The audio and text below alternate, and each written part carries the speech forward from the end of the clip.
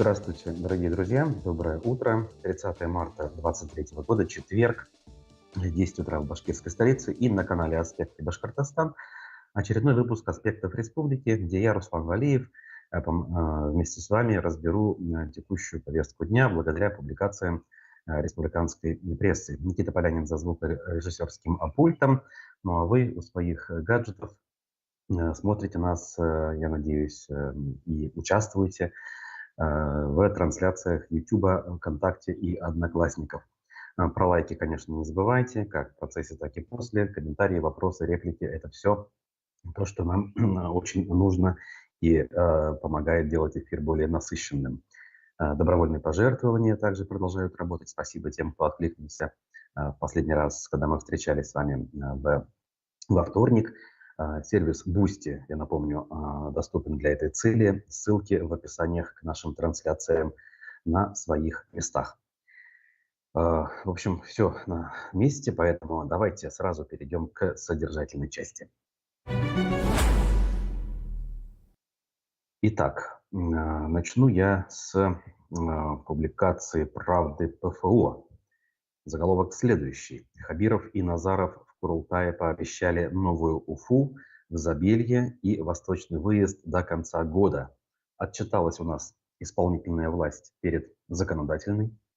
Хотя это, конечно, кажется каким-то оксюмороном даже в наше время, когда мы понимаем, что вся полнота власти находится в руках именно исполнительной власти. Ну вот по каким-то таким традициям, давно забытым в нашей стране, продолжается у нас вот эта вот отчетность раз в год, когда приходит глава региона, премьер-министр в парламент, в Курултай и что-то там докладывает. Ну и на федеральном уровне что-то похожее происходит. Итак, что тут услышали корреспонденты Уфы «Правды ПФО»?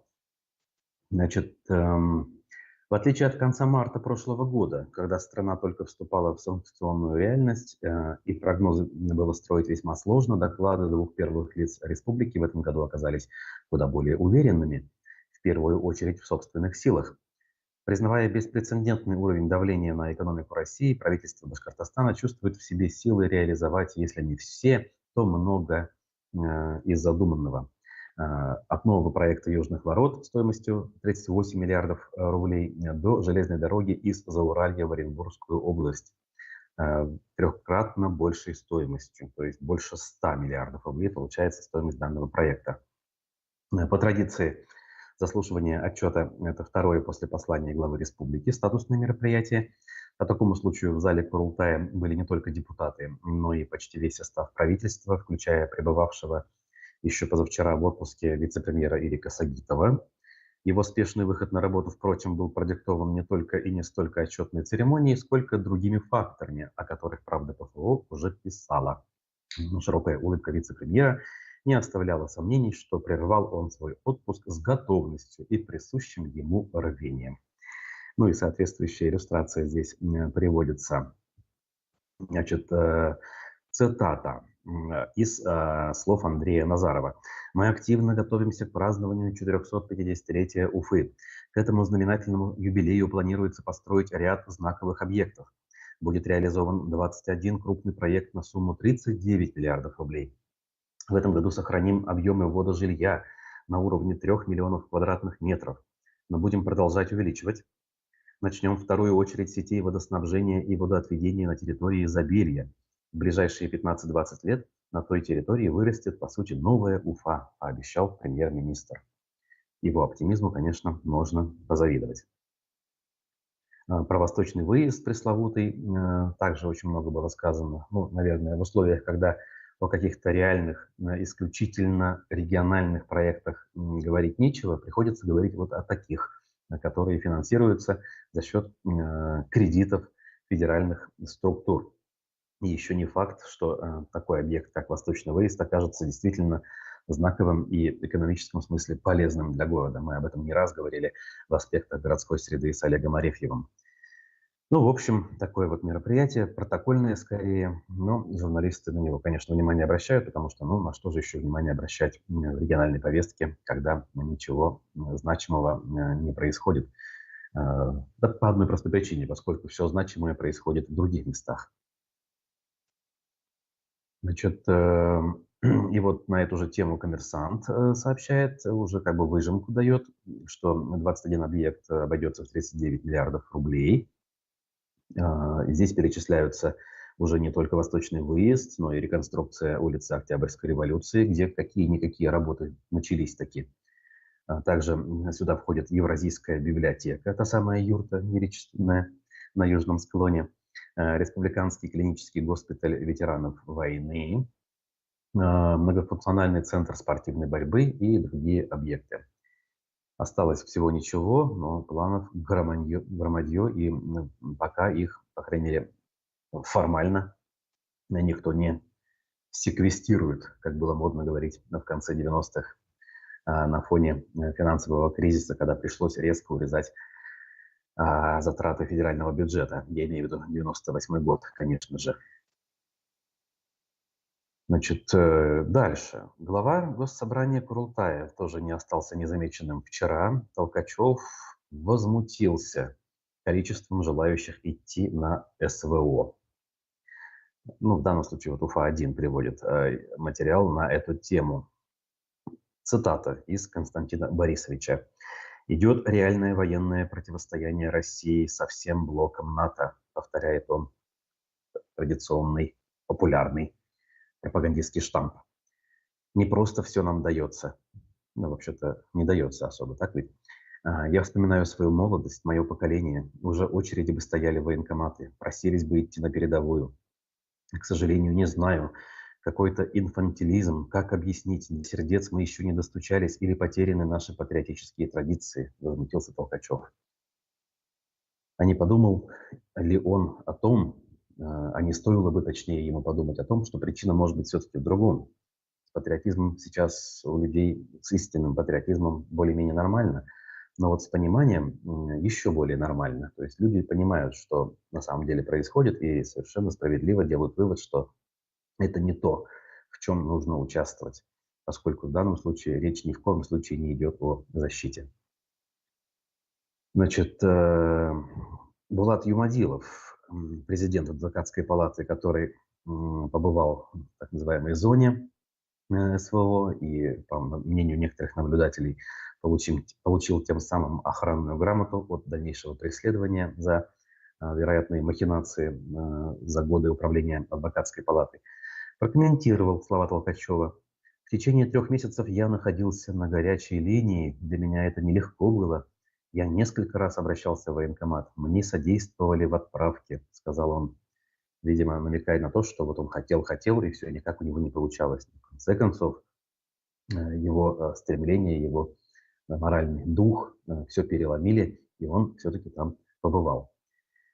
И, в общем, вернулся, судя по всему, жив-здоров, и неизвестно, планирует ли он отправляться еще раз, поскольку если сделать вывод, что сейчас он в отпуске, как и многие другие, то было бы логично продолжить. Ну ладно, это, в общем-то, его дело, как говорится. Хотя по формальным признакам можно сделать вывод, что это не только дело отдельно взятого военнослужащего, обычно такие решения все-таки принимаются командованием. И в некотором смысле, продолжая около военную тему, экс-военком уфимский, разумеется, Константин Воропаев получил условный всего лишь срок за продажу военников. Нашумевшее дело о взятках в системе военкоматов подошло, по сути, к концу, но, может быть, не к полному концу, а еще будут какие-то апелляционные суды, но приговор первый вынесен. Значит, это начальник, это не совсем военком, начальник отделения подготовки и призыва граждан на военную службу комиссариатов Орджоникидзевского, Калининского и Октябрьского районов. Значит, ему вменили эту самую 290-ю статью, часть 3, соответственно, 6 лет и штраф 1 800 000. Установлено, что подсудимый способствовал оформлению военных билетов для 4, как минимум, видимо, 4 спортсменов.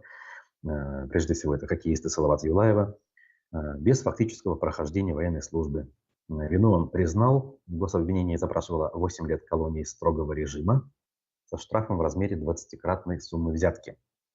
То есть, смотрите, большая разница. Обвинение просило 8 лет реального срока. дали 6 лет условного. Опять-таки, конечно, когда такие приговоры видишь, на ум приходят остальные людоедские, вопиющие приговоры. Я сейчас, конечно, говорю об Алексее Москалеве, жителе Тульской области, которого осудили за пару комментариев ВКонтакте на 2 года. Дочку отобрали и разместили в детском приюте. И в момент оглашения приговора он оказался в бегах, что очень обрадовало наблюдающих за этой историей. Но вот, к сожалению, буквально сейчас с утра приходят новости, что Москалев задержан на территории Беларуси, и он не смог покинуть периметр тех земель, на территории которых, соответственно, ему грозила опасность. И, к сожалению, эта опасность его настигла. И вот там, в этом самом деле, сколько просило обвинение, столько и дал суд. И если говорить о других аналогичных делах, которых достаточное количество, уже за несколько десятков переваливает по России, как правило, именно так и происходит.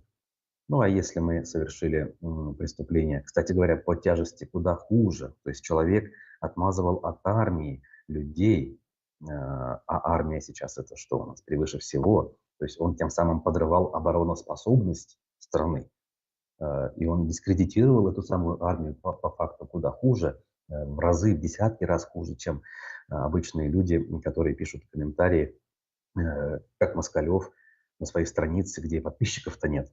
То есть кроме сотрудников структур эти комментарии особо никто и не видел, или вообще никто не видел, возможно. Ну вот, такова Фемида, работает с абсолютным перекосом в одну сторону. Я напоминаю, что «Аспекты республики» в прямом эфире. Ваши комментарии в чате YouTube-трансляции мы ждем.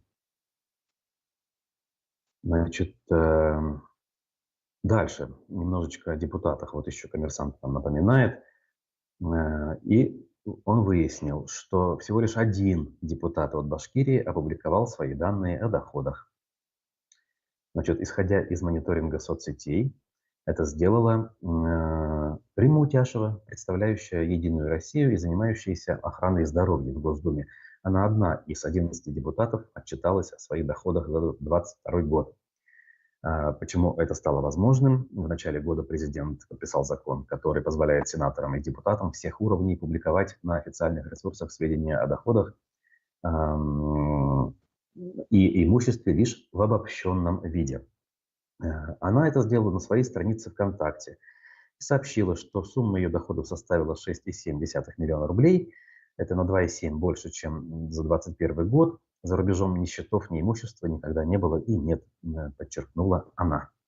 2 квартиры у нее есть, также зарегистрирован автомобиль, очень приличный Mercedes-Benz GLS 450 Fomatic. И вот обратили внимание тут на других. Сенаторы от Башкирии Лилия Гумерова и Ирик Илалов публично свои данные тоже, как и остальные 10 депутатов, помимо Утяшевой, не опубликовали, соответственно, видимо, решив воспользоваться так называемым правом не отчитываться перед избранниками. Конечно, какие же избранники сейчас имеют значение? Имеет значение только начальство. Об избранниках говорить язык не поворачивается. Тут, кстати, новость была вчера, по-моему, даже о том, что наш Центр избирком заявил, что на грядущих осенью выборах в Курултай не будет задействовано дистанционное электронное голосование, которое теоретически, с точки зрения закона, сейчас уже можно использовать не только в Москве в качестве теста, как это было в 2021 году, но и, в частности, в Башкирии это можно делать. Кто-то может сказать, замечательно, у нас не будет тех махинаций, что были в Москве. Я здесь, конечно, не был бы столь однозначным, поскольку, во-первых, не уверен в том, что эти махинации были в той самой Москве.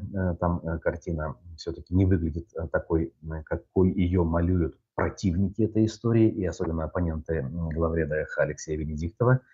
Вот. Но в нашем случае, наверное, что с ними, с электронными голосованиями, что без них, какая разница? На то, что надо, то будет нарисовано без каких-либо сложностей. И даже индикаторного участка, судя по всему, мы не получим, где можно было бы увидеть какие-то цифры, которые выходят из общего ряда вон, как, например, было на последних выборах в Госдуму или особенно во время голосования по поправкам в Конституцию, когда 371 УИК в Уфе, где я работал членом комиссии, показал цифры, которые в прямом и переносном смысле вышли из ряда вон. Если посмотреть график по республике, где более 3000 избирательных участков. Значит, дальше. Вот депутатам отчитываться не надо, но в их комфортные условия труда и досуга государство готово вкладывать приличные деньги. Значит, Медиакурсеть об этом пишет. На ремонт кабинетов на 7-м этаже Курултая власти готовы выложить 8 миллионов рублей. Дешевле всего обойдется бюджету ремонт туалетной комнаты в кабинете 706. То есть это индивидуальный туалет в чем-то кабинете. Это 303 тысячи рублей. Значит, до 3 апреля подрядчики могут подать заявку и выиграть тендер. Значит, в текущий ремонт кабинетов здания парламента входят отделочные, сантехнические, электромонтажные работы. Больше половины стоимости тендера предназначается на оплату отделочных работ. Судя по сайту госзакупок, ремонт предстоит не только в Курултае, но и в Доме Республики, на доме по адресу Тукаева, 46. Значит, уже 29 марта вчера определили подрядчика, который предложил дисконт более 74% аж на проект капитального ремонта на 6-м этаже Дома Республики.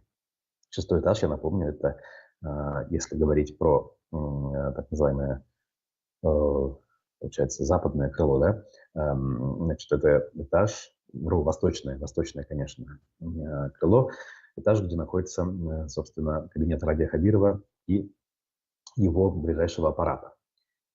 Вообще не только Радия Хабирова, конечно, но и в целом главы нашего региона, поскольку мы помним, Дом Республики построен на рубеже 70-х, 80-х, там еще первые секретари, а именно Медхат Шакиров заседал. Вот такая вот информация, может быть, не столь существенная, но она имеет место быть и тоже показывает о том, что, по мнению наших чиновников, жизнь продолжается в прежнем ключе. Издание, которое заблокировано у нас, к сожалению, публикует о том, что, даже не о том, что публикует интервью создателя башкирской онлайн-библиотеки Китаптар. Заголовок. Принято много вредных решений, ослабляющих позицию всех языков, кроме русского. Значит, поводом этого материала что послужило? На прошлой неделе Роскомнадзор неожиданно заблокировал доступ к этой самой известной башкирской онлайн-библиотеке Китаптар. Значит, один из создателей библиотеки, IT-специалист Ильдар Кингебулатов, рассказал о причинах возможных и последствиях данного решения. Мы несколько дней терялись в догадках, что именно вызвало такую реакцию Роскомнадзора, сказал он. В тех письмах ведомства, которые оно направило мне как администратору ресурса, упоминается ссылка на страницу с книгой башкирского ученого Азата Бердина о татаро-башкирском этносоциальном симбиозе.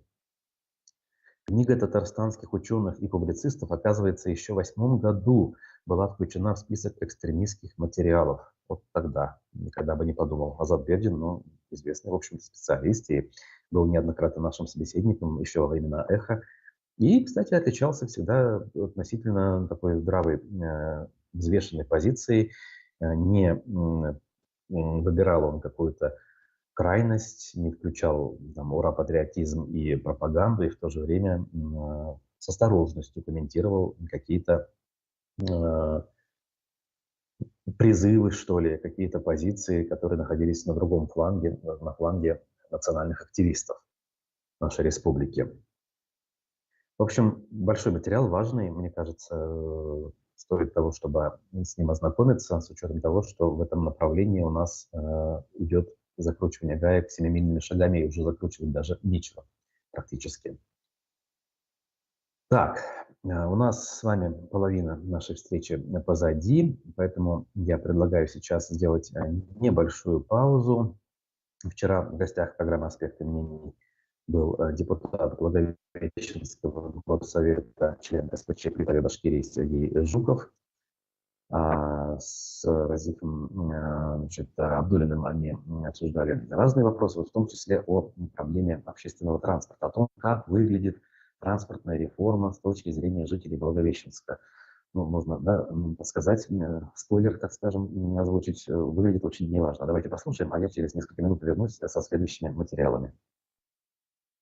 Про маршрут 104 вы говорите, что студенты, кто-то работает здесь, кто-то ездит в больницы. Спектр проблем возникает, по крайней мере, лично для меня. Вопрос, какой большой поток вы оценивали, знаете об этом или нет? Тут из Благовещенска в Уфу ездят. Катастрофа. Ситуацию могу назвать только катастрофа. Люди ежедневно пишут, миграция очень большая из Благовещенска. Мы уже давно называем себя не каким-то отдельным городом, мы пригород Уфы. Ничем не отличаемся от той же самой Демы. Ну, я, конечно, преувеличиваю, но все равно. У нас автобус ездит как маршрутное такси, что ли? 10-20 минут выезжает автобус. Ну, это же у нас по городу с такой... Ну, вопрос сразу возникает первый, как минимум. Почему больницы в Уфу ездят, а не в Благовещенске? Ну, это уже проблема с медициной, она, наверное, в каждом районе. И у нас она тоже не обошла. Недостаток врачей, недостаточное количество. Люди не хотят ехать на такие низкие зарплаты.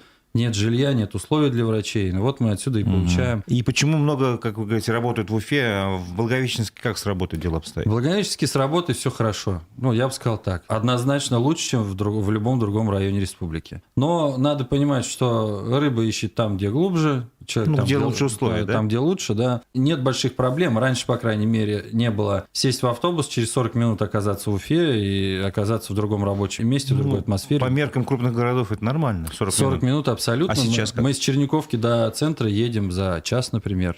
Час пик – это будет катастрофическая ситуация с переполненным автобусом, то есть утро я имею в виду. С переполненным автобусом, если уезжать, например, из второго микрорайона города, это тот, который ниже по движению маршрута находится, там люди однозначно с боем залазят в автобус. Раньше был вечерний выезд, который был в 22:30, то есть мы из Уфы выезжали в 22:30. Уезжали, конечно, «Газели», но 13-15 мест были постоянно заняты. И все можно сегодня объяснить. Минтранс на данный момент говорит о том, что пассажиропоток из Благовещенска в вечернее время не такой большой, как вам кажется. Я могу объяснить вот эти слова Минтранса тем, что когда зашел новый перевозчик и началась чехарда с перевозками, то едет маршрут, то не едет, то непонятно расписание, то водитель заболел, то отмен, то еще что-то. Люди начали самоорганизовываться, появились чаты, кто где едет, подвезите меня, заберите туда, давайте выезжаем.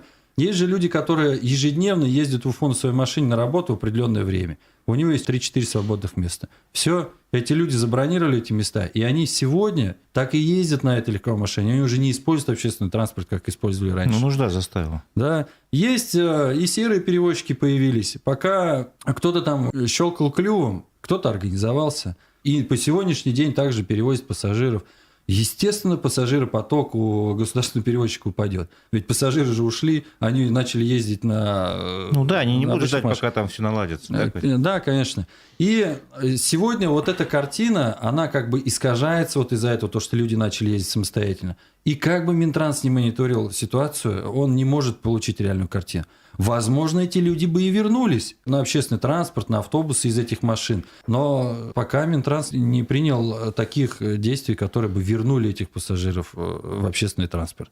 Минтранс усиленно отказывает в продлении маршрута до центрального рынка. Сначала, я считаю, под надуманными предлогами о том, что мы якобы наши автобусы загрузят транспортную сеть Уфы тем, что наши автобусы будут ездить по проспекту.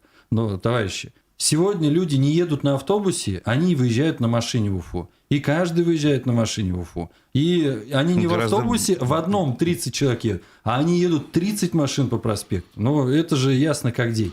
Второе, то, что автобусы негде развернуться. Ну, товарищи, мы же бросим до центрального рынка. Там как раз есть где развернуться. Кольцо, там есть где развернуться. И следующее. Сейчас Минтранс считает, что повысится маршрут и стоимость проезда, и увеличится интервал. Вот, честно говоря, я считаю избыточным интервал в 8-10 минут. Как карусель ездит автобус в Уфу.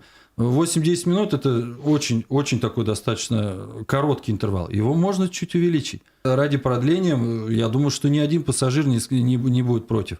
И боязнь увеличения стоимости. На сегодняшний день стоимость проезда, если я не ошибаюсь, 80 рублей. Но давайте продлим до центрального рынка и сделаем 100, 110 рублей. Тот, кто хочет доехать до центрального рынка, пусть платит 110 рублей, ничего страшного. Я на связи с министром транспорта, вношу какие-то определенные предложения, но ни на чем не настаиваю, просто чтобы все-таки компетентные специалисты принимали решения. Я довожу со своей стороны мнение горожан, мнение пассажиров. Что уж там говорить, одного желания мало реализовать что бы то ни было качественно. Я сейчас, конечно, говорю на примере так называемой транспортной реформы.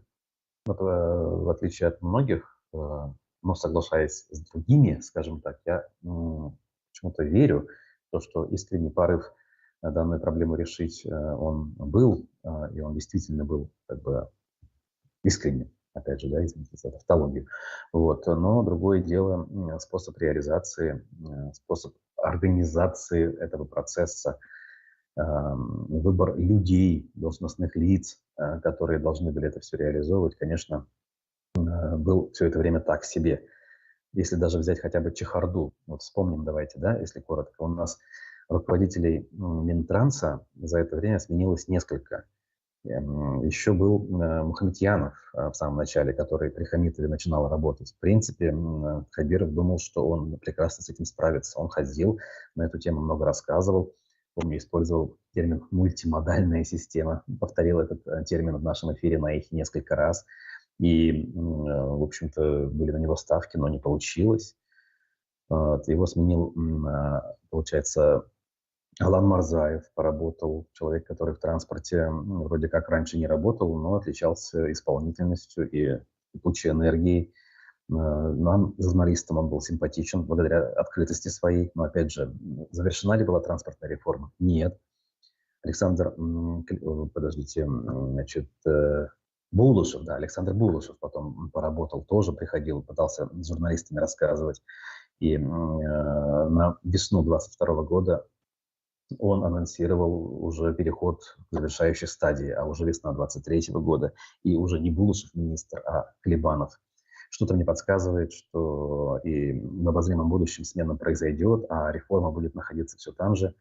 И лишь новые автобусы время от времени будут появляться на улицах, при этом делая вид, конечно же, что у нас что-то изменилось в лучшую сторону, но по факту внутри вся та же система, неорганизованная, где происходит разброд и шатание. И на поверку, и в конечном итоге на выхлопе мы получаем неудобства для граждан, которые жалуются. И не только в далеких, отдаленных селах, это происходит в самой Уфе, прямо здесь и сейчас. Итак, на поле в Башкирии 29 марта возник пожар. Смотрите, весна уже полностью вступила в свои права. В большинстве мест, по крайней мере, на открытых пространствах снега уже нет, и все подсохло даже. Вот буквально под Уфой, в Кушнаренковском районе, пожар в 2 гектара возник. Это недалеко от поворота на озеро Ильмурзино, то есть уфимцы это место хорошо знают. Ничего, конечно, в этом сверхъестественного нет, просто как индикатор того, что вот уже весна ранняя в этом году, она действительно имеет место быть. Хотя подобного рода горение сухой травы или стерни, так называемой, да, остатков после прошлогодней пшеницы или там других зерновых, это всегда бывает, и большинство из этих случаев проходят мимо внимания не только журналистов, но и даже региональных и местных муниципальных властей, которые зачастую никак не участвуют в локализации этих возгораний. Ну а в городе пока еще воды достаточно. Ну, например, в Демском парке, который был реконструирован за 200 миллионов рублей. Вот аргументы и факты напоминают об этом. На снимках видно, что пройти по территории зоны отдыха в некоторых местах невозможно. Воды настолько много, что на дорожках, выложенных тротуарной плиткой, уложили ящики. В комментариях пользователи шутят, что теперь это аквапарк. Реконструкция этого парка завершилась всего лишь недавно, в 2022 году. 200 миллионов рублей она обошлась, была вложена брусчатка. Оформление входной группы произошло, декоративные ограждения появились, малые архитектурные формы, фонари, скамейки, игровые площадки.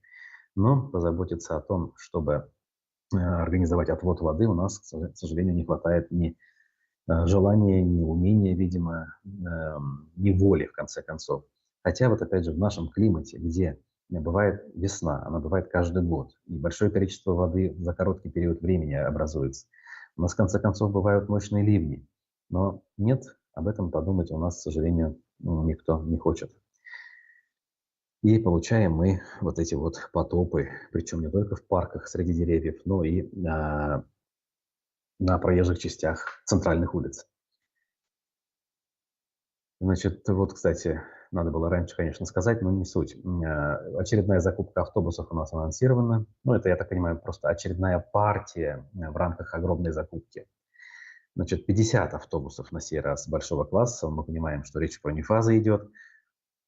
Значит, должны закупиться в рамках нацпроекта, ну, хотя бы деньги федеральные. Это вот как раз Крибанов рассказал, министр дорожного хозяйства. 226 маршрут от Дока до Меги пользуется популярностью у горожан. Новые автобусы обеспечат комфортный проезд большому числу пассажиров, утверждает он. Ну, но добавлю, наверное, как же без ложки дегтя. Вот эти новые автобусы, они хороши, они вместительные, хотя, кстати, бывают и больше. И пользовалась Уфа в свое время автобусами сверхбольшой вместимости, и карусами я имею в виду. Ну, эти тоже в настоящее время относительно адекватно смотрятся в большом городе, но они предназначены для полноценного использования. Зимой в них должно работать хорошо отопление, а летом в них должны включаться кондиционеры, которыми они оборудованы. Но я не помню, пожалуй, ни одного случая, когда бы я тестировал этот автобус или ездил по необходимости реально, чтобы в нем работали кондиционеры. Это абсолютные душегубки, в которых дышать ровным счетом нечем. И конструктив данных машин, он рассчитан на то, чтобы использовать именно кондиционирование, поскольку форточек там нет. То ли с точки зрения безопасности это делается, то ли с точки зрения того, чтобы удешевить конструкцию. Наверное, и то, и другое имеет значение, но факт остается фактом. Людям пользоваться ими крайне некомфортно. Так, еще одна, кстати, публикация «Правды ПФО», но менее глобальная, имеет значение, скажем так, в узком смысле, хотя, наверное, жители, которых это касается, со мной бы не согласились. Арбитражный суд освободил уфимскую компанию ПСК-6 Андрея Носкова от обязанности расселить аварийные дома.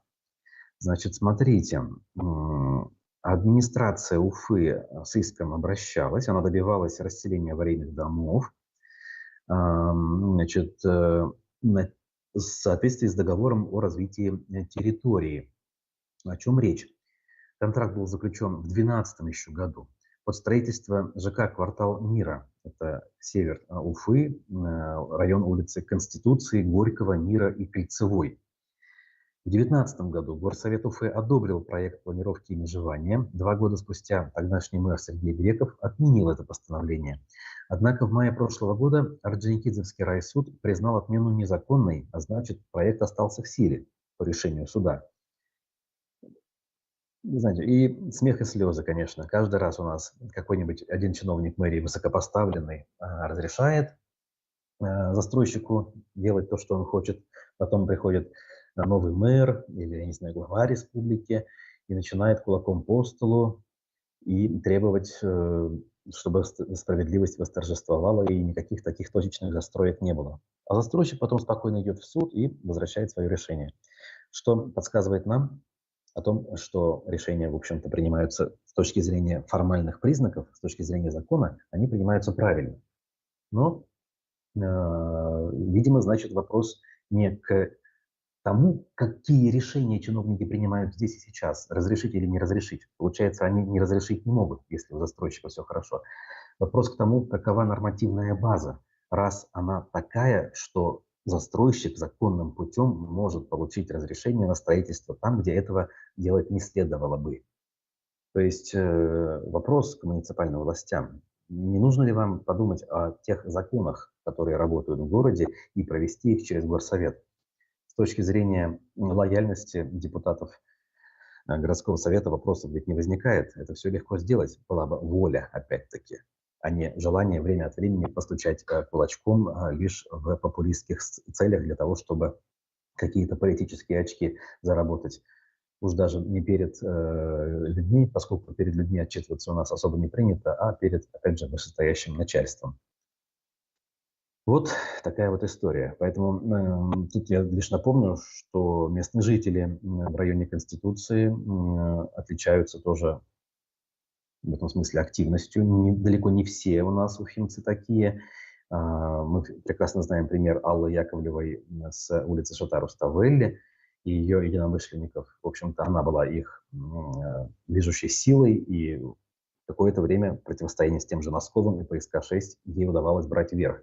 Здесь есть, по-моему, Анастасия Мустаева, тоже девушка, которая добивалась чего-то, но, как мы видим, эта история еще не закончена. Мало усилий такого небольшого количества активных граждан. Так, кстати, Уфимский госцирк же вспоминали тут, опять же, в очередной раз, и премьер-министр Андрей Назаров ситуацию прокомментировал, сообщает Бизнес ФМ. Назаров напомнил, что объект находится в федеральном ведении, и его нет в списке, который планируется реконструировать. Опять же, возвращаясь к теме 450-летия. Он добавил, если федералы не разродятся, то будем просить передать его нам и будем сами строить этот объект. Вот так вот. Значит, также Хабиров на тему финансирования цирка общался аж с президентом Путиным во время его визита в Уфу на похороны президента Башкирии Муртазы Рахимова, первого президента, когда Путин пообещал помочь и выделить 2,5 миллиарда.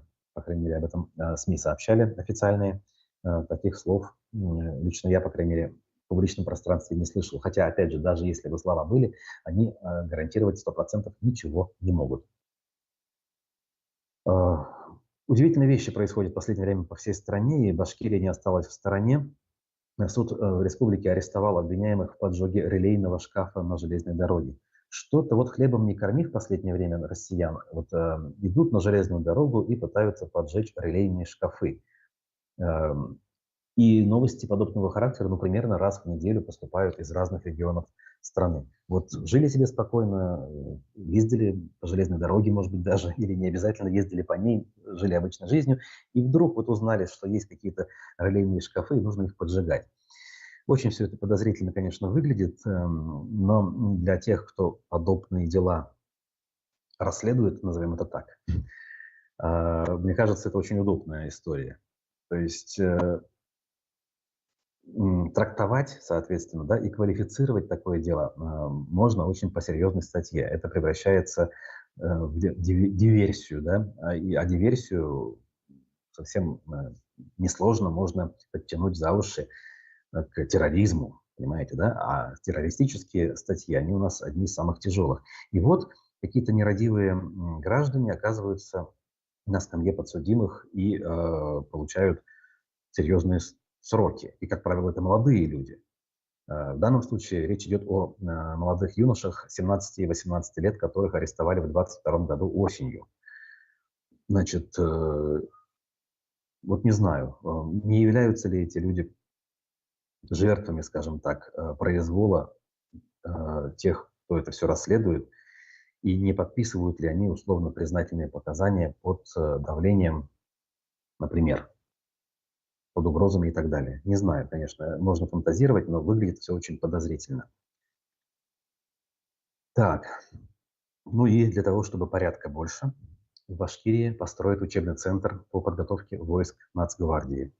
Видимо, считается, что Нацгвардия или Росгвардия, как ее называют, у нас не очень справилась со своими задачами. Хотя, если вспоминать акции протеста 2021 года, января и апреля, и вспомнить то количество гвардейцев и техники, которые у них были, и как они, в общем-то, обходились с гражданами, мне кажется, у них с точки зрения силовой компоненты все в порядке. Вот культуре бы немножко обучить, взаимодействию с гражданами, как бы взаимопониманию с гражданами, наверное, стоило бы. Так вот, учебный центр сил специального назначения у нас также планируется. Об этом вчера было сказано на заседании Курултая. Назаров рассказал. Значит, в настоящее время определен участок в Благовещенском районе площадью 12 тысяч гектаров. Завершаем подготовку техзадания и приступим к его строительству, сказал Назаров на этом мероприятии. Вот так вот. Можете, как говорится, спать спокойно. с безопасностью все будет хорошо.